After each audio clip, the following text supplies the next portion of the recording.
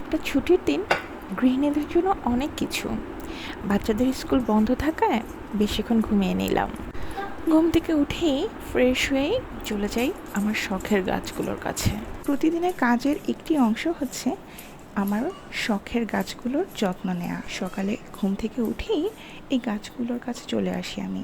তারপর গাছের যতটা পারি একটু যত্ন নিই, পানি দিই, মনটাও ফ্রেশ হয়ে যায় আর খুব ভালো লাগে।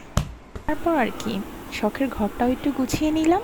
গুছানো ঘর কিন্তু মনে অনেক প্রশান্তি যোগায়, যার কারণে আমি চেষ্টা করি সবসময় ঘরটা গোছগাছ করে রাখতে। আর এর মধ্যেই ঠিক করে ফেলি আজকে রান্না করব। দিনের শুরুতেই যদি এই পরিকল্পনাটা করে ফেলি তাহলে কিন্তু আমাদের কাজ অনেকটাই এগিয়ে যায়। আর সেই পরিকল্পনার উপর ভিত্তি করেই আজ বোয়াল মাছ ভিজালাম। এই মাছটা যেমন স্বাদের তেমন উপকারী, তেমন একটা কাটা নেই বলে বাচ্চারাও পছন্দ করে বেশ। আর এই মাছের সবজি তরকারি আমার জামাইয়ের তো খুব পছন্দ। যাই হোক, ততক্ষণে বাচ্চারাও ঘুম থেকে উঠে গিয়েছে। ওদের জন্য আমি আগে থেকেই ডিমটা সিদ্ধ করে রেখেছিলাম। প্রতিদিনের খাবারের তালিকায় ডিম রাখাটা খুব জরুরি, বিশেষ করে বাচ্চাদের জন্য। এই তো, তারপর ওরা ঘুম থেকে উঠে ফ্রেশ হয়ে নিল, নিজেদের ডিমটাও নিজেরাই ছিলে নিল। কারণ ছোট ছোট কাজগুলো থেকে ওরা কাজের প্রতি উৎসাহিত হয়। আমি চেষ্টা করি ওদের নিজেদের কাজটা নিজেরাই যেন করতে পারে। যে আমার জান বাচ্চাটা নিজেই নিজের ডিমটা ছিলে নিচ্ছে। এবার আমার নাস্তা বানানোর পালা। ছুটির দিনে যেহেতু সময় আছে হাতে, এই জন্যই একটু রুটি পরোটা বানাবো ভাবছি।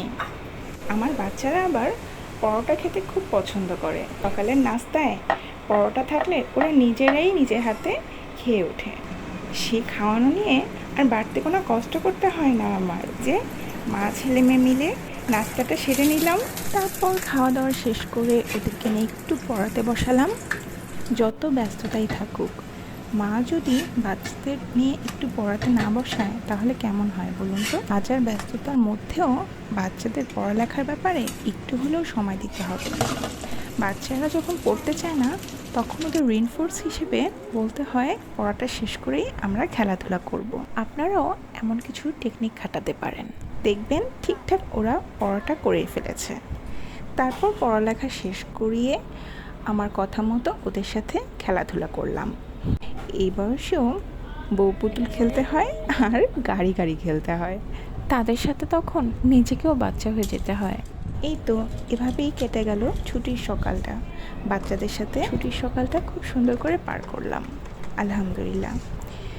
মা হিসেবে এটা আমার জন্য অনেক বড় পাওয়া। আজ তাহলে এ পর্যন্তই। ভিডিওটি ভালো লাগলে অবশ্যই জানাবেন। সবাই ভালো থাকবেন। আগামী ভিডিও দেখার আমন্ত্রণ রইল। আল্লাহ হাফেজ।